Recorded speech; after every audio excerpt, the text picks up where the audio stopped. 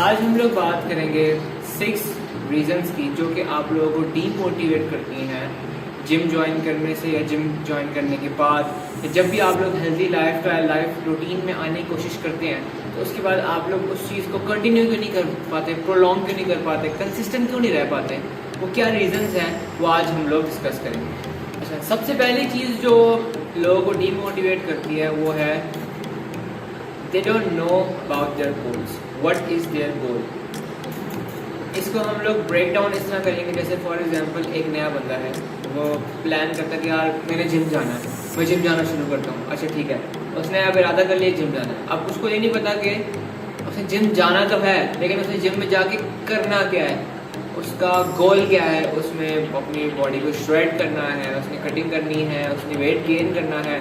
चलो अगर ये चीज़ें क्लियर हैं भी उसको, फॉर एग्जांपल एक बंदा मोटा है, हेल्दी है, तो वो जाता है उसके बाद लाइक मैंने वेट लॉस करना है।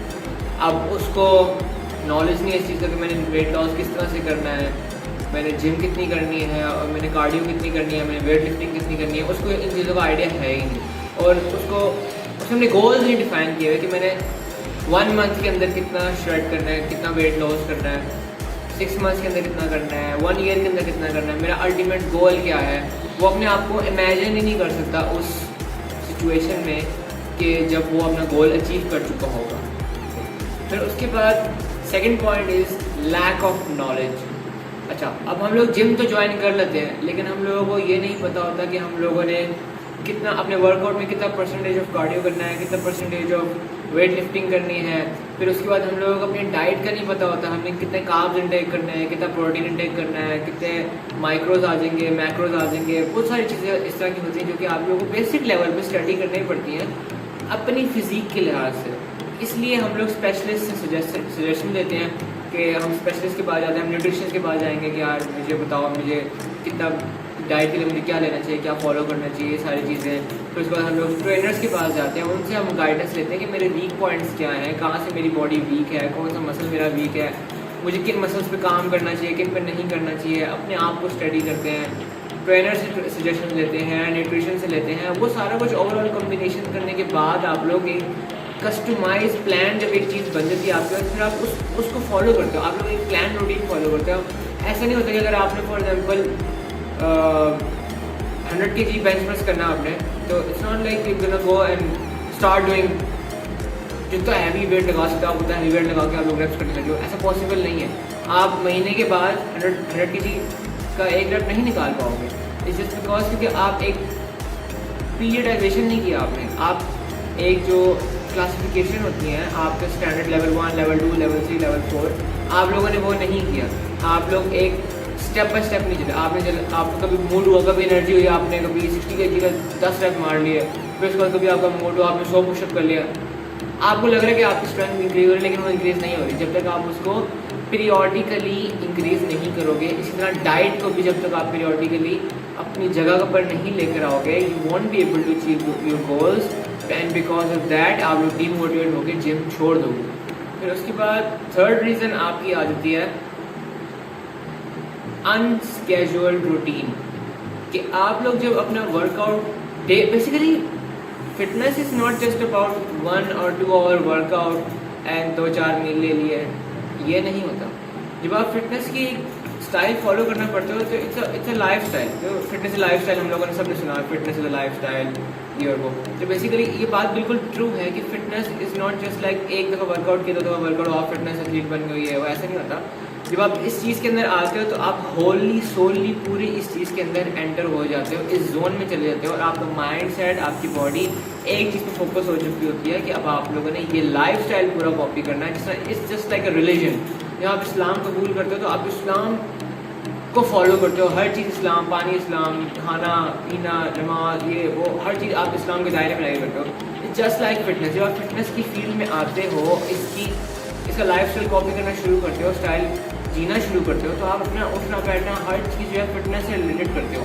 तो इसी तरह जब हम लोग फिटनेस लाइफ स्टाइल एडॉप्ट करते हैं, उसको स्टार्ट करते हैं उसमें रहने, तो हमें चाहिए कि हम सुबह जब उठें तो अपना प्रॉपर एक स्केड्यूल बना के रखें कि हम लोगों ने मॉर्निंग में उठ के क्या करना है, फिर इवनिंग में क्या करना है, फिर शाम को, रात को हमारा वर्कआउट क्या होगा, वीक 1 में हमारा वर्कआउट क्या होगा, वीक 2 में, वीक 3 में, वीक 4 में, पूरा मंथ का जो है आप लोगों ने स्केड्यूल बनाना है। फिर उसके हिसाब से आप लोग चलो, जो कि हम लोग नहीं कर पाते। हम लोगों को पता नहीं होता कि हम लोगों ने सुबह क्या खाना है, रात में खाना है, डाइट क्या लेनी है, हमें कुछ नहीं पता। हम लोग घूमने फिरने जा रहे हैं तो हमारा डाइट ख़राब हो रही है, हम लोग दोस्तों के साथ उठ बैठ रहे हैं, हमारी डाइट ख़राब हो रही है, कोई एथिक्स नहीं है हमें, और हम लोग कंसिस्टेंट नहीं है, कोई डिटर्मिनेशन नहीं है हमारे अंदर कि यार हम लोगों ने ये चीज़ फॉलो करनी है तो हमने करनी है। तो ये चीज़ जो है हमें डीमोटिवेट करती है। One of the big reason है कि हमें डीमोटिवेट करती है वर्कआउट और जिम रूटीन ज्वाइन करने से। क्योंकि फॉर एग्जांपल आप स्टार्ट करते भी हो रूटीन, कुछ अर्सा आपने स्टार्ट किया, फिर उसके बाद आप बाहर चले गए, आपने हैंग आउट किया दोस्तों का, दुकान के पिज़्ज़े बर्गर ये चीज़ें खाई आपने, उससे क्या हुआ, अब आपके माइंड में ये चीज़ आ गई कि यार एक दिन तो ख़राब हो ही गया, अब क्या फ़ायदा, क्या इतने दिनों की वर्कआउट ख़राब हो गया है। फिर उसके बाद आप वो चीज़ कंटिन्यू करने लग जाओगे, जिसकी वजह से आप अल्टीमेटली जिम छोड़ दोगे। तो अनस्केड्यूल्ड रूटीन जो है आपको, वो एक one of the major reason है आपका जिम रूटीन ख़राब करना। ओके, नेक्स्ट पॉइंट है आपका जिम पार्टनर। जैसे कि आर्नल्ड ने बोला था, your gym partner is responsible for your progress. तो अगर आपका जो जिम पार्टनर है वो आपको मोटिवेट नहीं कर रहा, पुश नहीं कर रहा, तो इसका मतलब है you need to change your gym partner. आपका जिम पार्टनर होना बहुत लाजमी है।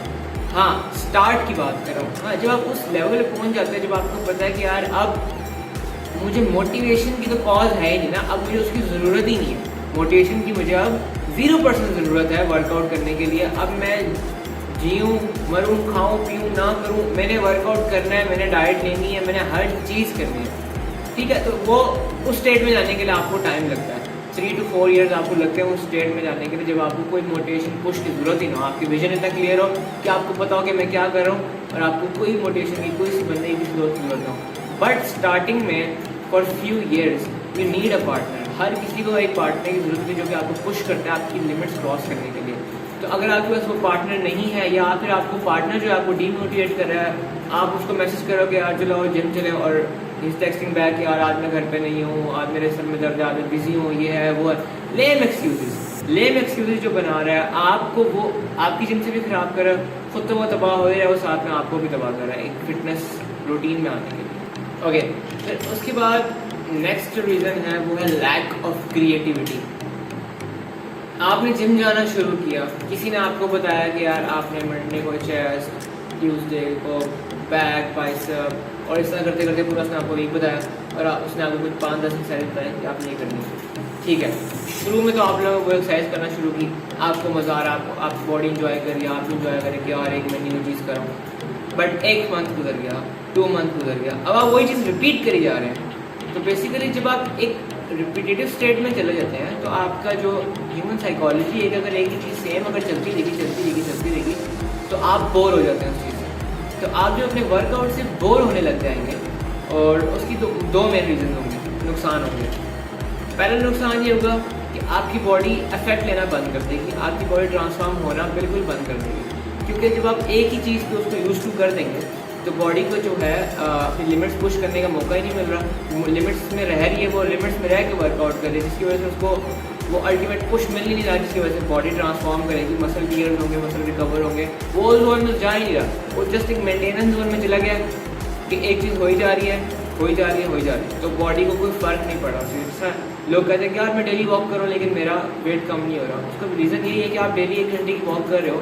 हाँ, शुरू में आपका वेट लॉस हुआ होगा 1-2 हफ्ता, ठीक है, लेकिन फिर उसके बाद आप वो उतनी ही वॉक करो जितना आप शुरू में करें, तो अब आपके स्टेमिना बिल्ड हो चुका है, मसल्स ग्रो हो चुके हैं, अब आपकी बॉडी को कोई फ़र्क नहीं पड़ा आप अगर वही चीज़ चले जा रहे हैं। हाँ, अगर आप जॉगिंग स्टार्ट करें, स्प्रिंटिंग स्टार्ट करें तो तब फ़र्क पड़ेगा। तो आपकी बॉडी को हमेशा एक न्यू जोन में रखना चाहिए, हमेशा एक न्यूनेस रखनी चाहिए अपने वर्कआउट के अंदर। अगर आपने एक दिन चेस्ट में अगर आपने बेंच प्रेस लगाया तो आप अगले दिन चेस्ट में आके क्लैप पुशअप लगाएं, मतलब ट्राई समथिंग न्यू, उससे आप भी बोर नहीं होंगे और एक चैलेंज भी क्रिएट हुआ रहेगा आपकी बॉडी के लिए, और आप अपने आप को पुश भी करते रहेंगे, जिसकी वजह से आप जिम को एंजॉय करेंगे, और कभी भी या आपको दिल में नहीं आएगा कि यार मैं जिम जाना छोड़ दूँ, मैं बोर हो गया। तो लास्ट बट नॉट लीस्ट एक रीज़न ये होती है आपका वर्कआउट करने का एनवायरनमेंट। कि अगर फॉर एग्जाम्पल आप लोग किसी जिम में जा रहे हैं और उस जिम का एनवायरनमेंट जो है बहुत डीमोटिवेटिंग है, बहुत लो करेंगे है, तो आप लोग वहाँ पे जाके बोर हो जाएंगे, क्योंकि वो एनवायरनमेंट नहीं है, या क्या पता वहाँ के सॉन्ग्स अच्छे ना हो, या वहाँ के लोग अच्छे ना हो, जजमेंटल लोग हो, मतलब बहुत सारे इस तरह के फैक्टर्स आ सकते हैं जो कि मैं डिस्क्राइब नहीं कर सकता। वो तो हर बंदा जो फेस कर रहा है उसके हिसाब से होगा, लेकिन बहुत सारे इस तरह की सिचुएशन होती हैं अक्सर जिम्स वगैरह में, अक्सर वर्कआउट एरिया में। तो उसका हल ये है कि आप लोग न्यू चीज़ें ट्राई करें।